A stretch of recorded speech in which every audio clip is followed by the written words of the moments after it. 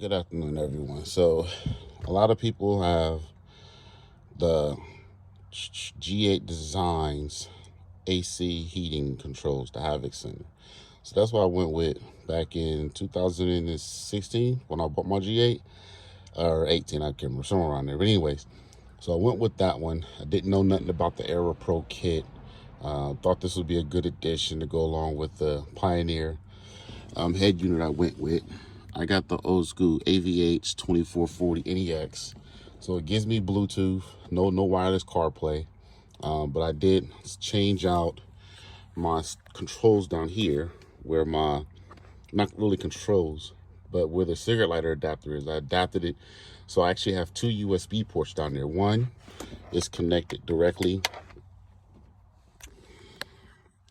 to the USB on the back of the radio, so that's my CarPlay.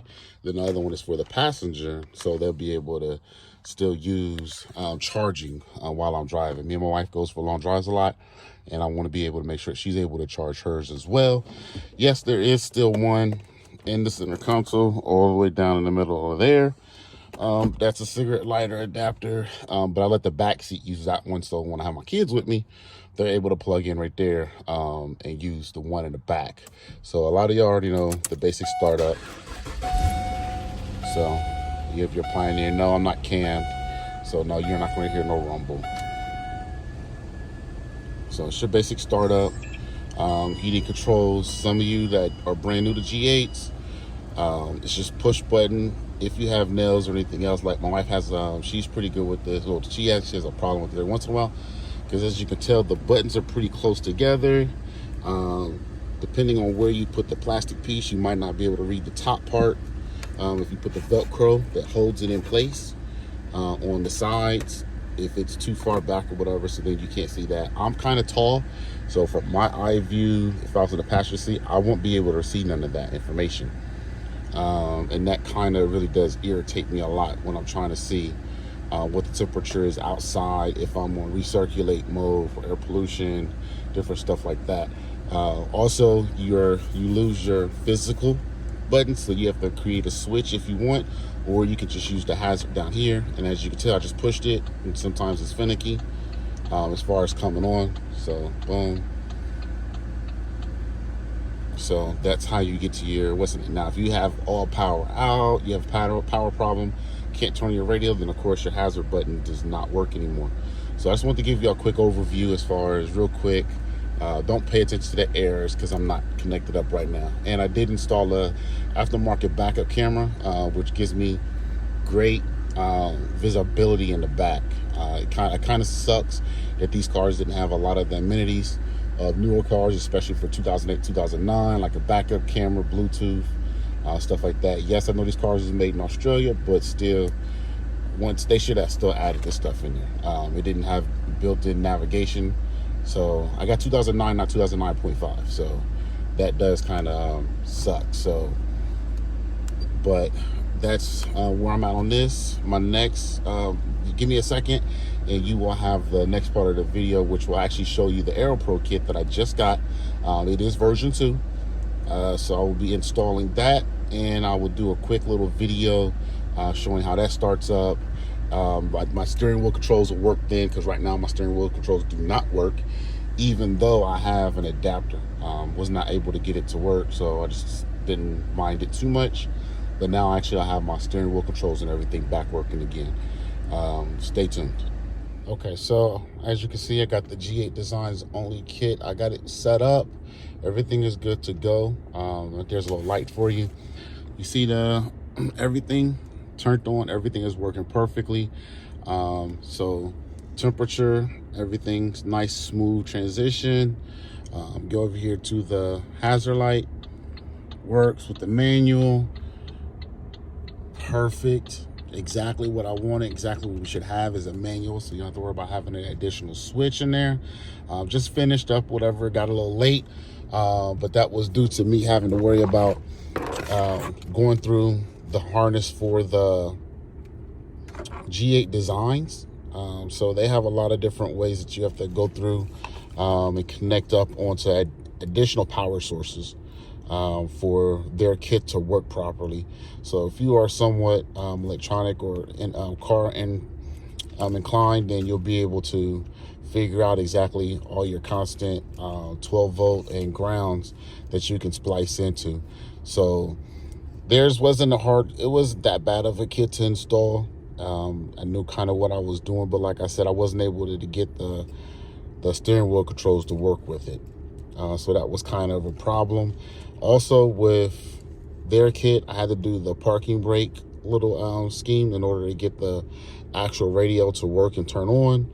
But with the G8, with the Aerpro kit, I didn't need this, so that's a plus. I don't watch videos or anything in my car, but on a lot of newer models, you have to have that plugged up in order for your screen to even come on. So that's always a good thing to know.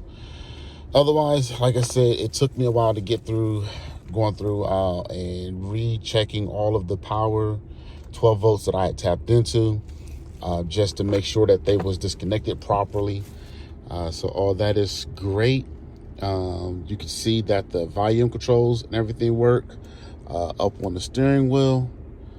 So that's a great. Boom, boom. You can hear the beeps. And then when you get over to the track control, right now I'm on the phone, so it won't actually play any music for us.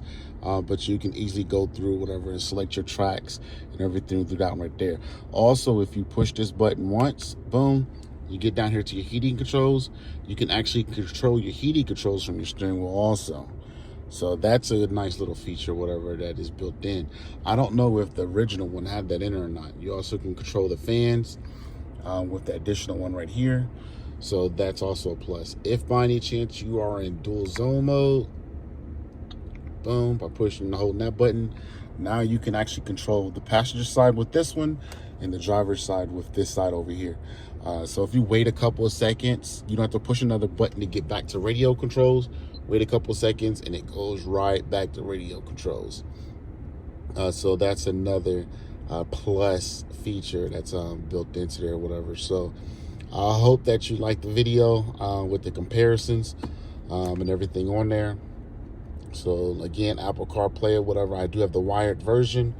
So I still have to use a USB. Down here, I'm going to go to the wireless setup. Just don't have it yet. I should have ordered it probably when I ordered the kit. So I have to hit up Joe to get that. And then eventually these will be gone. And I will be able to charge up my second work phone down there in the cubby hole. Debating if I'm gonna do it or not, only because my wife, like I told you earlier, does ride with me. So I may just change this from a dual one to a single one, because the actual CarPlay that was plugged into the top one is now used up here. So now this top port USB is actually now useless. I could possibly splice off the RCA into a dual one and set it up where it's a dual, back to dual, and I'll have 3 USB ports up in the front.